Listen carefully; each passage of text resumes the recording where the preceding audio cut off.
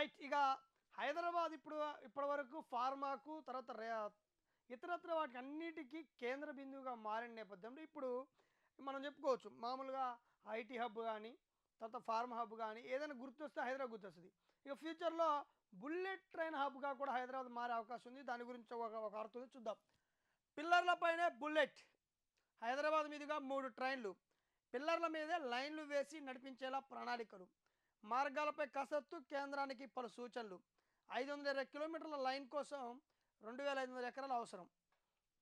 So, ఇక హైదరాబాదు నుంచి హబ్‌గా మార్చి అటు బెంగుళూరు గానీ, ఇటు ఇతర చెన్నై గానీ ఇట్లాంటి స్టేట్స్‌కి మొత్తం పోవడానికి కూడా పిల్లర్ల మీదనే బుల్లెట్ ట్రైన్‌లు తీసుకుపోయే దిశకు గూడా, అంటే ఇప్పుడు మనం ఇక్కడ చూస్తే పిల్లర్ల మీద హైదరాబాద్‌లో ఎట్లయితే మెట్రో రైలు ప్రయాణిస్తదో సేమ్ ఆ వేలో పిల్లర్ల మీదనే బుల్లెట్ ట్రైన్‌లు కూడా తీసుకుపోయే నడిచే మార్గాన్ని కూడా అటు కేంద్ర ప్రభుత్వం ఆలోచిస్తుందంట. అది హైదరాబాదే కేంద్రంగా కూడా మారే అవకాశం ఉంది. హైదరాబాద్ మొత్తం ఓవరాల్ హబ్‌గా అదే బుల్లెట్ ట్రైన్ హబ్‌గా మారే అవకాశం కూడా ఉంది.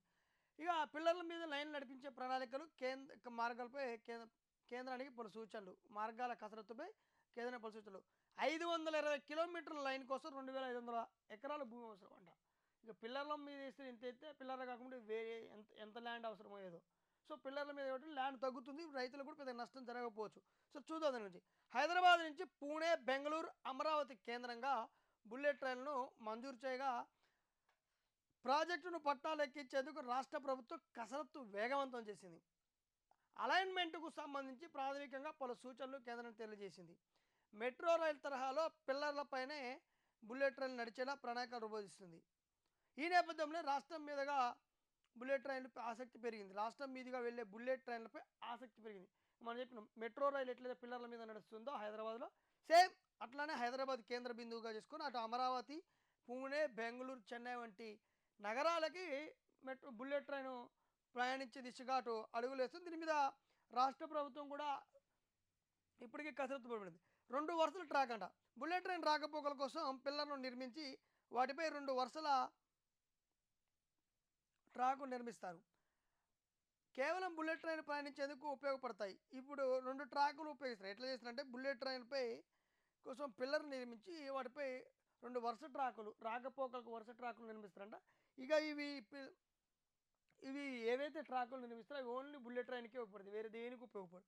ఆ విధంగా చేస్తారు. దీనికోసం 17.50 మీటర్ల వెడల్పుతో భూమిని సేకరించి, అంటే తక్కువ స్పేస్లో 17.50 మీటర్ల ప్లేస్లో స్వీకరించి ఇరువైపులా బఫర్ జోన్ నిర్ధరిస్తారు. బఫర్ జోన్ ఎందుకు పెడతారు అంటే ఆ పిల్లర్లకు కానీ, ఆ తర్వాత అక్కడ ఉన్న ప్రదేశానికి ఆ పిల్లర్ డ్యామేజ్ కాకుండా, అంటే ఆ ప్లేస్లో ఎలాంటి కట్టడాలు కానీ లేకపోతే ఎలాంటివి చేయకుండా ఉండడానికి ఒక బఫర్ జోన్ నిర్మిస్తారు. మన గతంలో చూసుకుంటే చెరువు పరివాహ ప్రాంతాల్లో బఫర్ జోన్లు ఎట్లా నిర్మించారు అట్లా.